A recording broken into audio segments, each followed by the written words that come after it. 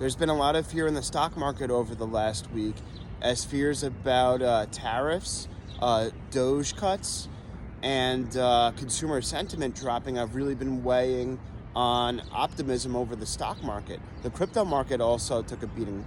Bitcoin's under 90,000 and recently traded as low as 87,000. We had Steve Cohen the other day also say that Doge government cuts and tariffs is a subscription and policy mix that isn't good for the economy and stock market. And there's some growth fears in the market right now. We also had Warren Buffett say in his Berkshire Hathaway letter that he raised a record $334 billion in cash on the sidelines. I think he thinks that the market's a little overvalued, and I think he's waiting for some opportunities in the market. So there's certainly some bearish sentiment out there. Trump said that it's likely that he'll continue and proceed with the Mexico and Canada tariffs. This was after a 1-month delay, so that was spooking the markets a little bit, at least as of yesterday. And yeah, there's certainly some growth scares right now.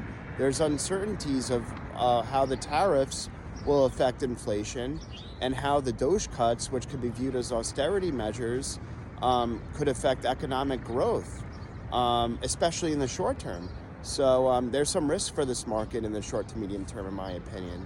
This is something we have to watch, and is why the Federal Reserve is on pause right now.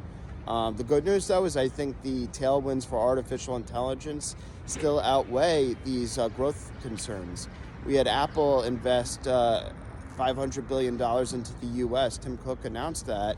I think it's in order to save Apple from tariffs. But either way, that investment in the U.S., just like the $500 billion Project Stargate initiative with Oracle, SoftBank, and OpenAI, is good for domestic investment in AI, and will help the U.S. be a leader in that technology. So that's some good news. Obviously, we have some concerns over Microsoft. There was a report the other day saying that they might slow their data center investment this year, but they're still investing $80 billion for it.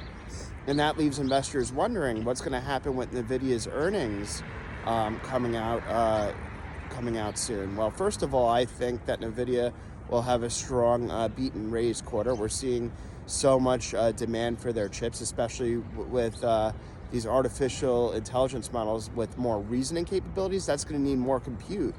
And I think NVIDIA, as a pick and shovels player in AI chips known as GPUs, I think they'll continue to be a big winner and beneficiary for this. You know, NVIDIA has been trading range bound for months, and I think is ready to break out. So especially with this tech sell-off we saw over the last week, I think NVIDIA is primed to go higher. And we're also seeing a report that the Chinese tech companies are ordering more NVIDIA H20 chips. There was fears that with DeepSeek there'd be less demand for AI chips in general, and specifically for NVIDIA. But you have Chinese tech companies ordering more GPU chips from NVIDIA. That goes to show you, as the cost of compute goes down, the demand will only go up, according to Jevons paradox. So that's good news. And overall, yes, there's growth concerns in the short term. It's scary to see Bitcoin drop down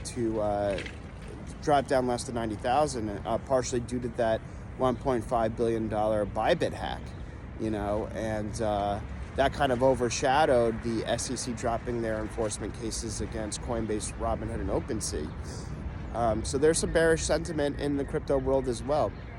But overall, there's some good news. We have a crypto-friendly administration. Operation Choke Point 2.0 is over. And on top of that, banks are allowed to custody crypto right now. So I think the regulatory environment is much better for crypto to be primed to go higher.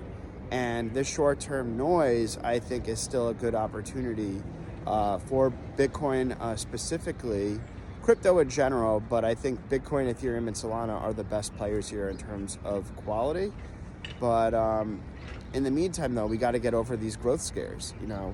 I wouldn't be surprised if Bitcoin dips to around the 70,000 range, which is about where it was before President Trump was elected, there was euphoria a little after that in terms of crypto-friendly policy.